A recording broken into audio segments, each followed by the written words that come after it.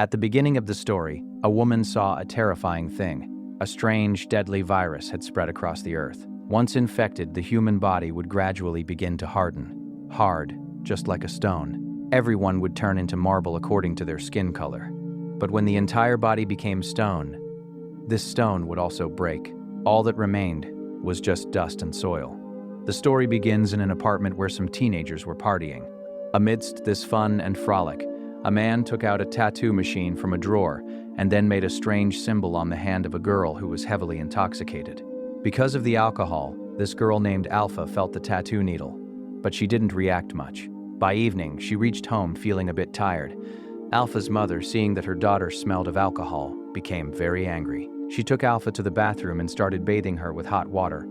When she took off Alpha's coat, she saw the tattoo. Her mother started shouting, "Where did you go? Why did you get this tattoo?" To this, Alpha said in shock, "I don't know." Hearing this, her mother became very angry.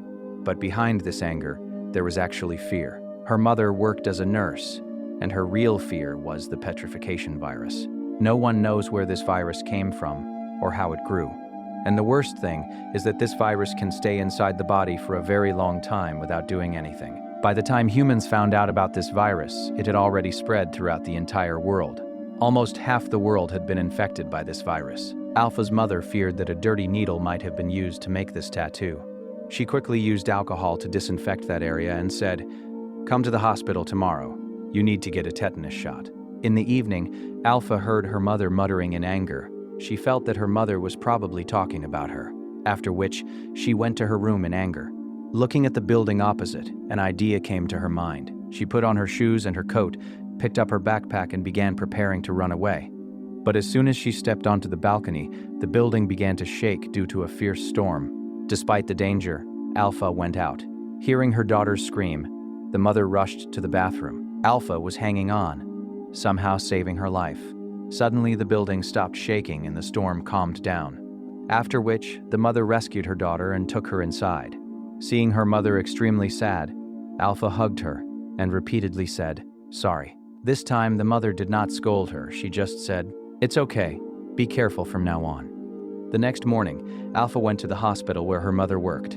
The nurse prepared the tetanus injection, but Alpha was afraid of injections. The nurse thought that Alpha didn't trust her, so she said, "I'll call her mother." But Alpha stopped her and said, "I will apply it myself." To know whether there was a virus in her daughter's body or not, Alpha's mother told the nurse to take a sample. But there were already so many samples lying in the hospital, it was impossible to test it immediately. The nurse said that the results would come in 2 weeks. In the ICU, Alpha's mother was checking the patients, but the corridor where there was a crowd before was now completely deserted. Yesterday, no one even came to give her dinner.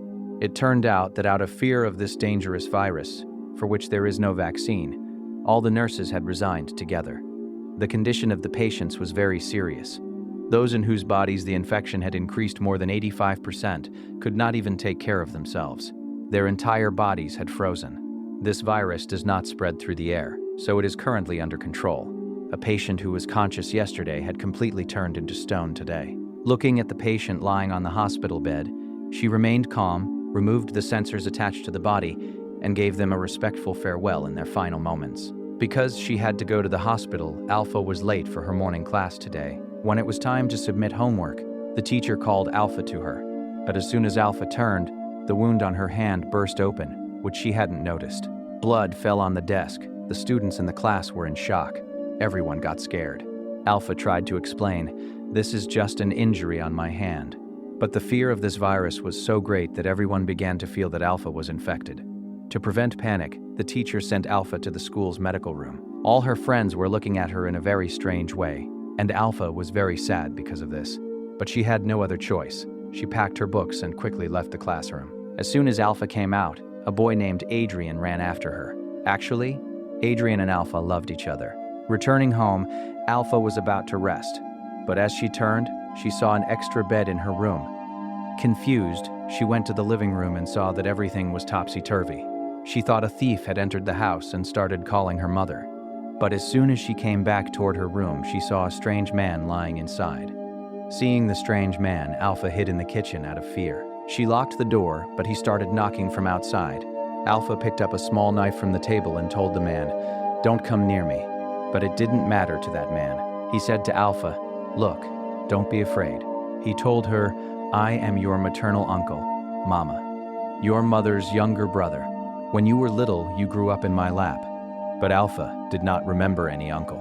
If he was really her uncle, why had he never come forward in the last 10 years? Facing Alpha's suspicion, her uncle Amin only said that his health remains poor and he lives in different places. "I have just come back now. He didn't have a place to stay right now. That's why he had come to stay at their house." Amin's words seemed correct, but still, Alpha could not trust him. Just as she was trying to remember if she really had an uncle, Amin stepped forward and snatched the knife from her hand. Just then, Alpha's mother came home from work. Seeing her mother, Alpha immediately ran for help. The mother said, "So, have you met your uncle?" Now it was clear that Amin was telling the truth.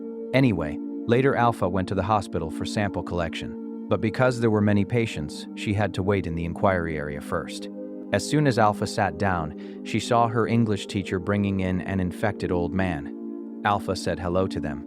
After the sample was collected, Alpha went back to her school and started attending classes. But during sports class, the wound on her hand burst open again, and blood got on the volleyball. Seeing the blood on the ball, the classmates looked at Alpha with disgust and hatred. Her teacher also feared that Alpha might be infected and told Alpha to go and get your treatment quickly. And as soon as Alpha looked back, her teacher was wrapping the ball with a towel and throwing it in the dustbin. Alpha felt very bad being isolated from her friends like this. Adrian also seemed a bit scared. When Alpha saw that Adrian also considered her infected, she left the gym in anger and sadness. After school, Alpha and her mother went to her grandmother's house. Today is Eid, and the whole family and friends were gathered there to eat. But as soon as she reached the stairs, Alpha saw 2 men sleeping in the hallway and many needles lying on the floor. Leaving the hallway, they reached the grandmother's house. Alpha's uncle and other people had already arrived, and everyone was busy with their work. Only Alpha sat silently at the table. Amin had fallen into drug addiction at a young age. Since then, the rest of the family treated him very badly. No one was talking to Amin. In the middle of the meal, Alpha saw that Amin went inside a room, and Alpha's mother also carefully went after him. Through a small gap in the door, Alpha saw that Amin was lying unconscious on the floor, and her mother was trying to treat him. As soon as Alpha appeared at the door, the mother quickly closed the door. Just then, the grandmother came there, and Alpha didn't want to see sadness on her face. Therefore, she lied, saying that Mom's health is not good right now. She is resting in the room. The grandmother didn't think much, and stroking Alpha's face, said, "Always stay happy." At school, the other children were again treating Alpha badly, because no one knew how this virus spreads. Therefore, all the children were afraid that Alpha was infected, and they wanted to stay away from her, especially while swimming. Some children surrounded Alpha and said, "Don't you go swimming." But Alpha did not like that those children were suppressing her, and she spat on all of them. "Here, now you have the disease too. Take it." Later, during the swimming class, the girl on whom Alpha had spat started pulling Alpha from behind to take revenge, and together they started drowning Alpha. Alpha tried to fight, but accidentally she hit the pool wall. Her head was grazed, and a lot of blood started flowing. Seeing the blood in the pool, the classmates fled in fear. As soon as she got the news of her daughter being injured at school, the mother immediately reached there. But the principal did not punish the mischievous children. He told Alpha herself, "You take a few days off." The truth was that the school was receiving complaints from many parents, in which parents were expressing concern that Alpha might be infected. "Don't keep her with our children," Alpha's mother said. "Wait until the report comes." But the principal said, "Take her home and come back only when the report is clear." Seeing the principal's behavior, the mother had no choice but to accept the truth. Going back to the hospital, the mother took out Alpha's report. But this virus stays in the body for so long that even a blood test cannot confirm it until symptoms appear. The mother now thought of another way and took Alpha to the examination room. She carefully checked Alpha's throat and other parts of the body. According to the symptoms, if there is an infection, the throat area is the first to become stone-like, and a thing like stone dust comes out in the cough, and there is pain due to stone formation in the stomach. The mother checked Alpha's throat carefully, but no stone dust was found, and there was no reaction in the stomach either. Just as the mother thought that Alpha was not infected, Alpha began to cough loudly. Seeing the stone dust near her mouth, the mother froze completely. Alpha also saw her mother's look and immediately ran toward the mirror. She was shocked to see herself in the mirror. She never thought that one party would make her sick. Knowing that her daughter was truly infected, the mother became completely restless. She quickly began to look for its cure. But this stone virus has been spread for the last 10 years, and scientists are completely helpless. Forget about making a vaccine. They still haven't understood how this virus spreads. So far, they only know that infected patients see strange things. Becoming sad, she lay down on a desk and didn't understand what should be done. She went to Alpha's room and tried to calm her daughter. But at the door, she saw a strange scene. Amin and her daughter were lying on the bed, shaking. The movement of both was exactly the same. Seeing her daughter in pain, she could only give consolation. She started praying for her daughter, and then she remembered when the virus first spread. At that time, many people suffering from the virus came to the hospital, and the entrance was completely blocked. Beds were few, and the hospital was already full. Security guards closed the doors and did not allow patients inside. Panicked patients created a ruckus at the entrance. She was not happy with the guards' behavior, but the hospital could not handle so many people. So what choice did the poor guards have? Seeing the troubled patients, she just kept trying to calm them down. She allowed some serious patients to come inside, but the infected people were so many that it was not possible to save everyone. In the hospital corridor lay black body bags containing patients who had died from the virus. No one from the family came to pick them up. Therefore, the hospital left them in the hallway. Doctors tried very hard to stop the virus. The good thing was that everybody is different. Therefore, the speed of turning into stone was different for everyone. Some patients turned directly from coughing to stone in a single day, and for some people, it took years to start. Unfortunately, Amin is among the infected people of the first wave. Amin's condition is very serious. His entire back had turned into stone. She wanted to take a sample for investigation, but when she inserted the needle, the blood could not stop, and she tried to close the wound with the help of gauze.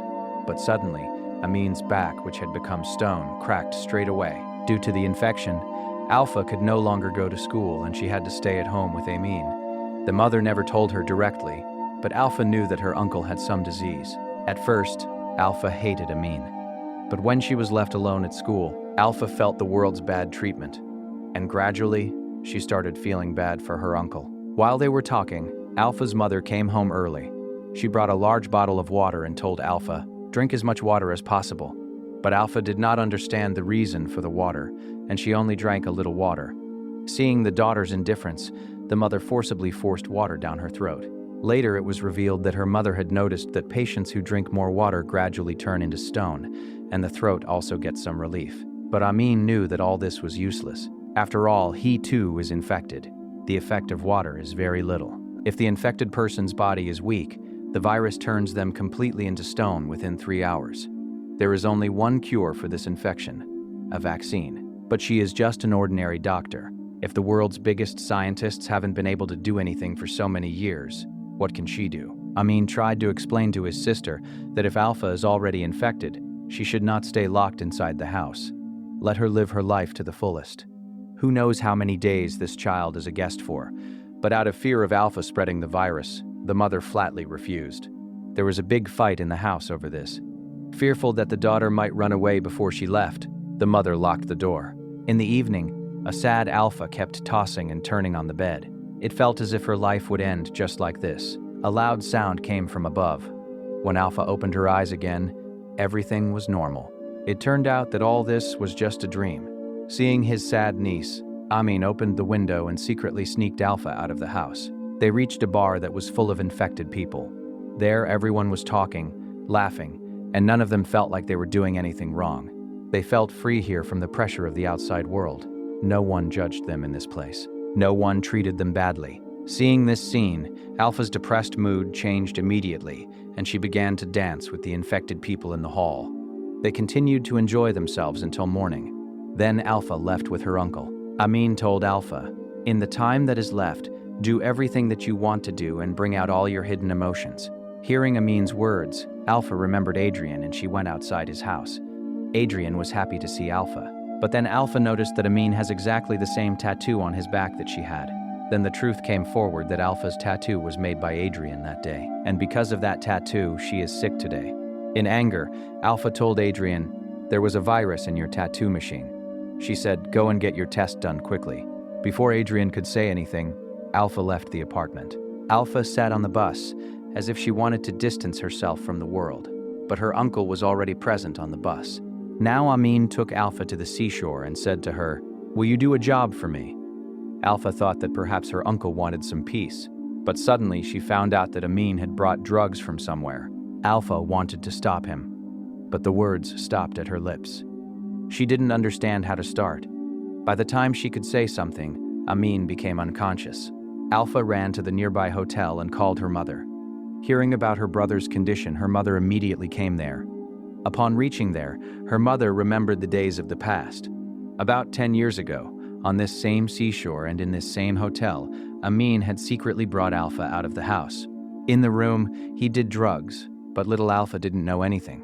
She felt that her uncle was just tired. By the time Alpha's mother reached there, Amin stopped breathing.